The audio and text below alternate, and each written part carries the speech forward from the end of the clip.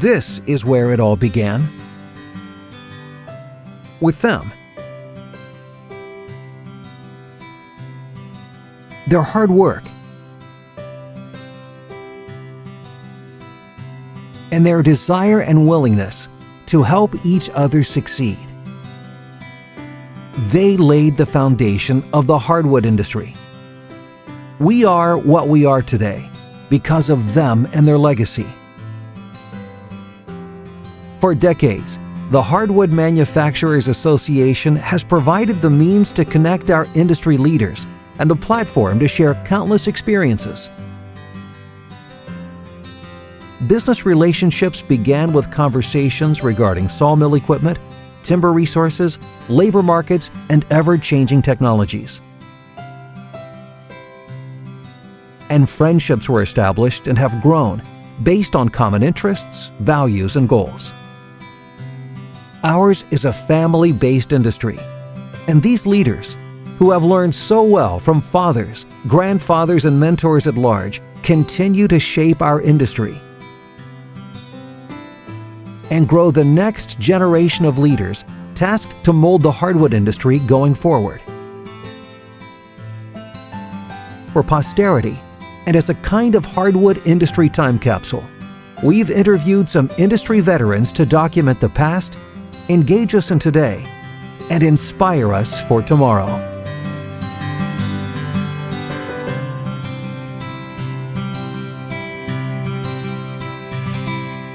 Working with a family business is really a blessing and a wonderful opportunity for people who have a chance to do it, in my opinion.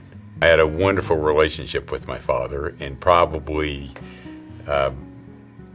I spent a lot more time in classrooms in my life than he did, but I probably learned a lot more from him than I did in any of those classrooms. My father was my biggest influence in life. He led me into the sawmill business, and I went to work for him what I thought was temporarily as soon as I got out of college, and I'm still working at the sawmill now. Well, it was a pretty easy decision. My father was the boss of Holt and Bugby Company, and my grandfather before him. So when I got through college, I thought, I had aspirations to do some other things, but I thought, this isn't all that bad. So I joined up in 1979, and I've enjoyed every minute of it. A fellow by the name of Bruce Richards has mentored me probably more than anybody else in my career. And he's a grizzled old sawmill guy, although he may not like that description too much. It's pretty apt, but he's very savvy with understanding people and including sawmill systems. So he really could work with people, because you can't run a sawmill without people. Historically, maybe in the future. And he was just always remarkable in how to handle people in situations and motivate people. And that was always inspiring to me. It had to be my dad. He started the company in 1944, and I worked with him for quite a long time, but he taught me a lot of good ethical regulations and how to do business with people and be honest, and he just taught me everything that I know about the wood industry. I learned a little bit afterwards, but he taught me the basics. It was my father that got me into this business, and I've enjoyed every bit of it with him. I started working with him when I was 12 years old, and it was out in the log yard. And then I actually moved on from the log yard and into the mill running some equipment. He would be the head sawyer, and I would be the edger operator, trim saw operator, and also the green chain stacker. My son is in the business now and will probably continue to work further into the business and probably one day control the business. I'm not exactly sure where he'll carry it. He's certainly got an interest outside of the sawmill industry, and that might lead him to even sell it, or he may do like me, just continue to work in the sawmill industry until he dies. The motivator that has kept me in the industry and has propelled me into the direction I am today would be my family. I enjoy working with my family. My brother, my cousin, my aunt, and my father are very active within the company, and I'm really hoping eventually my daughter becomes active within the company. But it is my family that, the enjoyment of working alongside with them.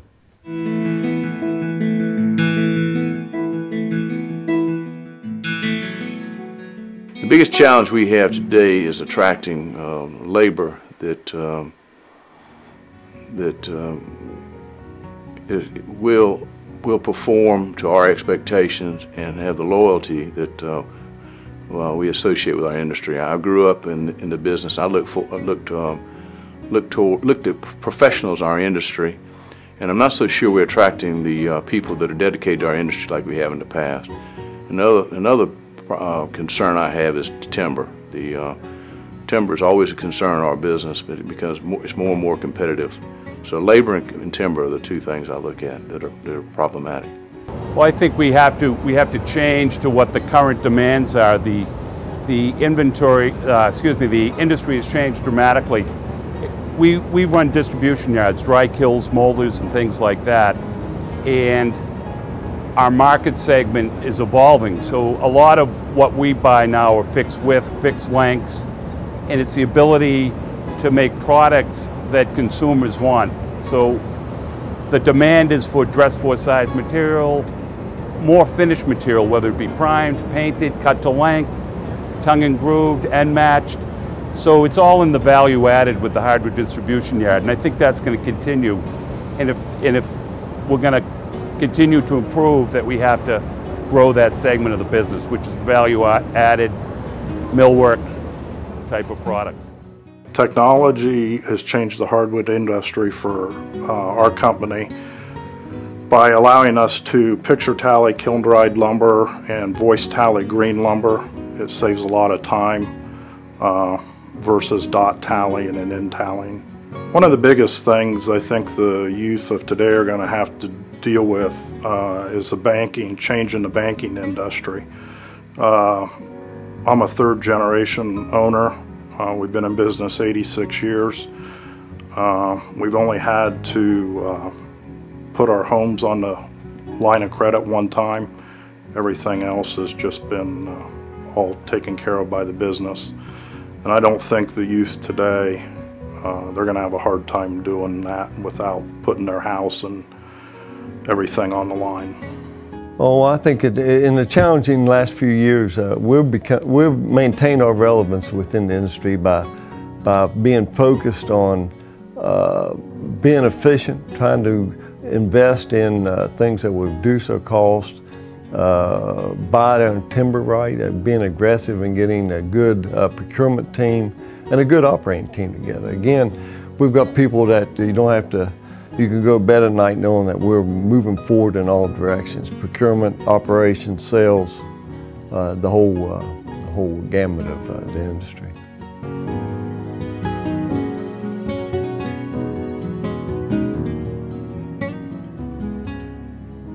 The future for our industry will be determined by the products that we make. Right now we're in a state of change. The world's in a state of change, but the hardwood industry is changing unlike anything I've seen in the past.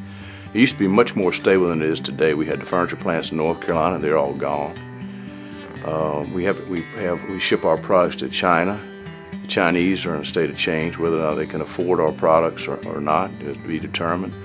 But I do think the hardwood businesses, we're starting to see lots of substitutes for the items that we make in the grade side. So I do think that perhaps the future of it's going to be more and more to the low grade items, and we'll be more and more challenged on the grade side of our industry.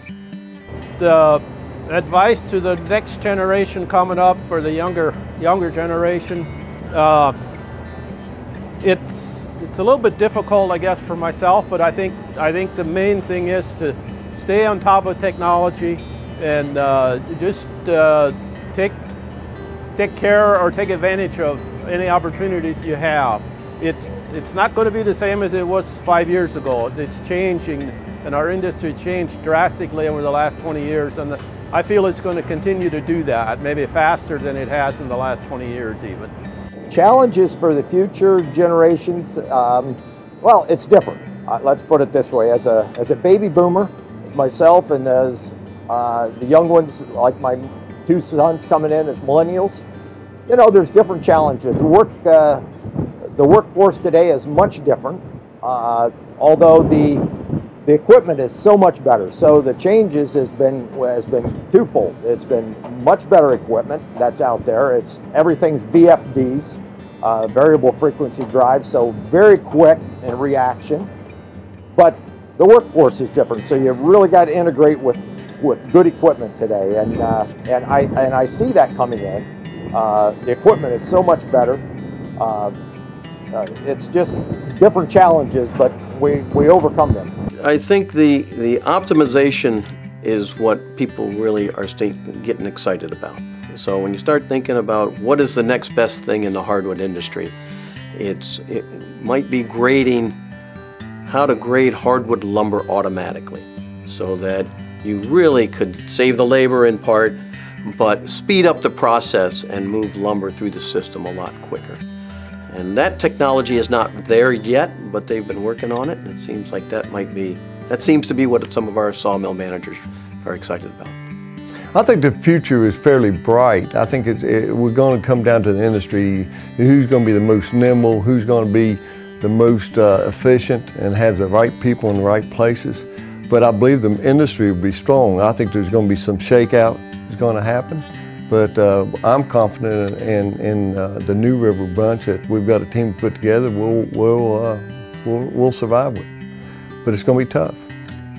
Well, I think there's a tremendous amount of opportunity in the hardwood industry, and there's a lot of challenge. It's exciting. It's very dynamic, and so it makes it day to day very different. And I think that it doesn't ever get boring.